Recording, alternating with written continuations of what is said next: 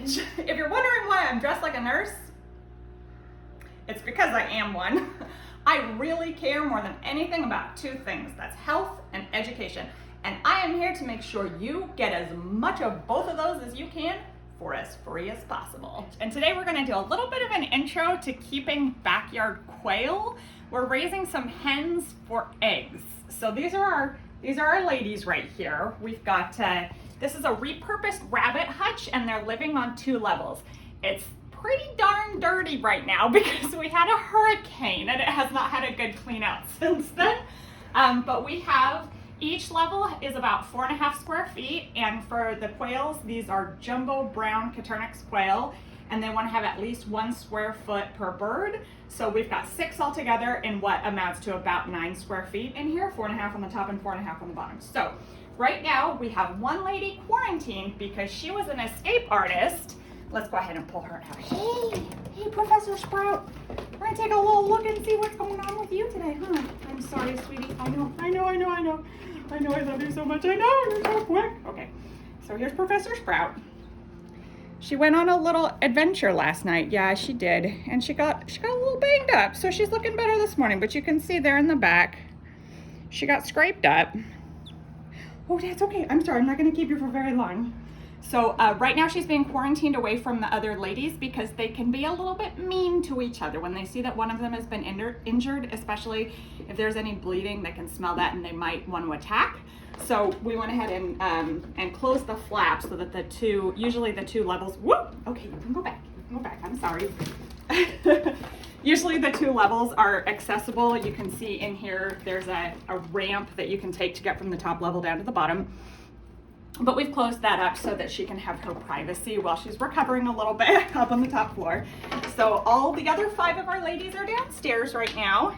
And let's see, do we have any eggs this morning? We're not getting eggs consistently. This is something that surprised me. When I started with the ladies, I was told, or I read, I shouldn't say I was told, I read that we should expect, like you do with chicken hens, that we should be expecting to see about 1 egg a day. Right now, it seems like we maybe only have 1 lady who's laying and we're getting an egg from her about, I would say 2 out of 3 days we're getting an egg from her, and we're not getting any from the rest. So I do have a little suspicion that they might not all be ladies. I'm not sure, but I'm not 100% sure what's going on there. So I did want to show you guys what they're eating is game bird layer feed. So we keep a container right here that they've got their feed in, and it's all chewed up because there's also a puppy who lives out here, and he's aware that there's food in there and wants to have some for himself. But if we open this up, it's nice and sealed, and you can see we keep our feed inside there, and I use a metal like ice cream scoop to scoop it out and put it into their feeder. They've got a feeder down here. This is like a modified ice cream container. What would you call that? Like a Tupperware for ice cream container that's got ports in it. You can see this lady right here. She's sticking her face in there to get at that feed. The important thing about these ports for the ladies is that they are just wonderful, and they're dumb as posts, and they will absolutely poop in their feed if they are given the opportunity. So they have this set up so that they can just get their faces in there, and they won't take a mouthful of feed and fling it out, which, as you can see, there's feed all over the floor in here, and even down here on the carpet, there's feed from them just taking a mouthful and just flinging it out. And so that type of feeder has really helped us out a lot in preventing loss of feed and waste of feed. Now upstairs, I've just got a pile of feed right there on the ground for Professor Sprout because we don't have a second feeder to put separately upstairs. They also have waterers that are intended to mitigate that habit that they have of pooping in their water. So we actually have this waterer here elevated up on a turned over jar. I don't know if you can tell there, that's like maybe like a 3-inch tall mason jar that just fits absolutely perfectly. So we repurposed that to use as sort of an elevator for the water. One of my favorite things for the ladies that I want to show you guys right now is that they have a tractor so that they can spend some time outside. This is very nice. This is very safe. We love this inside, but I do also love going outside. So I wanted to actually highlight, before I take them out into the tractor, I want to show you guys that this spacing between these bars, this is perfectly fine for them because this entire enclosure is within a screened-in lanai. You can see out here, we live in Florida, and so we actually have a screen here. If it wasn't for that, I would not be comfortable with the ladies having those huge spaces between the bars. The ladies aren't gonna get out through there, but stuff sure will get in. You'll get rodents in there, you'll get snakes in there trying to get at them, but we don't have problems with any of that because we have the screen on the outside here that's preventing stuff from getting even close to their enclosure to know that they're in there to want to get at them. So when we do go outside, when we do take them outside to the chicken tractor also has spaces that I wouldn't be super comfortable with, but they're never in there unsupervised. So what we're gonna do now, we're gonna have a special treat. We're gonna take 2 of our ladies to go play in the chicken tractor. You guys ready? Here we go. Hi. I'm ready. Oh, no, not you. You're gonna come with me. Yes, you are. You're a little fatty, aren't you? Hi. Oh, you are coming with me, aren't you? Yes, you are. It's okay. It's okay. Whoop. There we go. All right. We're gonna go for a little field trip. We're gonna go for a field trip out to the chicken tractor. Yes, we are. Yes. Yes.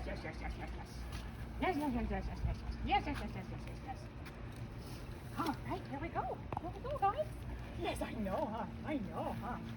Here we go.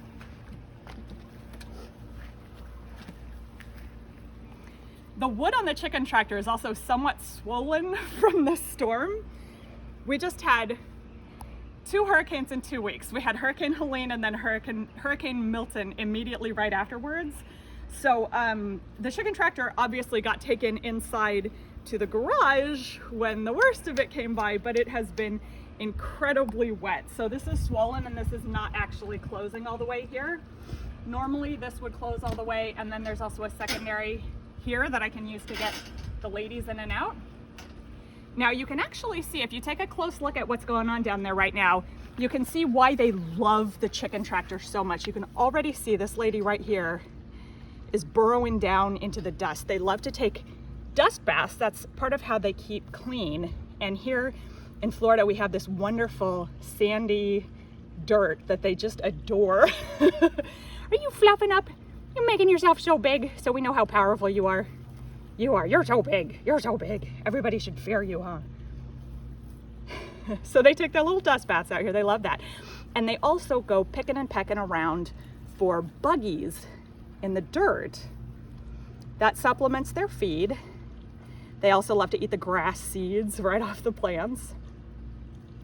And they also do another great big favor for me out here, which is that they poop.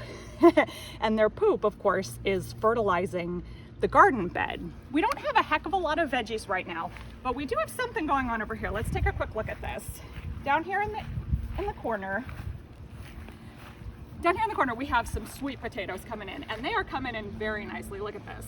These are vines, and we actually have a couple of different varieties here. You can see most of these have these beautiful heart-shaped leaves that we're used to, but then over here, we actually have this one with these star-shaped leaves, and then I've got one over here too that's trying to intermingle itself with its little sweet potato friends. Come on out of there, maybe. Yeah, there we go. Some more star-shaped leaves.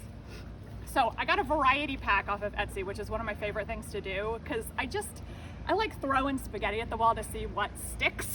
So we got a variety pack that's got some white, some orange, and some yellow sweet potatoes. We're gonna see what enjoys living in Davenport, Florida best of all, and whatever takes off the best, we'll get more of that to plant next year. The sweet potatoes don't grow from seeds, they actually grow from slips, which are basically portions of the stem of the plant that you can root right into the dirt. So that's what we have going on in the corner here. Typically right here we have the larva lab for our black soldier fly larvae, but they have gone on a little field trip of their own because of the hurricane, 2 parts unknown. So they will get replaced shortly. We'll do a whole nother video on the black soldier fly larvae. They're amazing. Ask me in the comments. I'm gonna tell you what an awesome nutrition source they are and what an awesome detritivore they are for dealing with your kitchen scraps. Let me just tell you really quick. You think you've got it good composting your greens and your browns, maybe you're even doing vermicomposting and you're like, oh, I've got this. Black soldier fly larvae will eat everything, everything. They will. They'll eat your meat, they'll eat your cheeses, they don't care. They'll eat it, and they'll turn it into wonderful treats and protein for your backyard quail, for if you've got chickens, you've got your hens, your layers, your ladies. They're gonna love these black soldier fly larvae. They're so yummy. Anyway, before I let you guys go for today, let's take another look and see what's going on over there in the chicken tractor.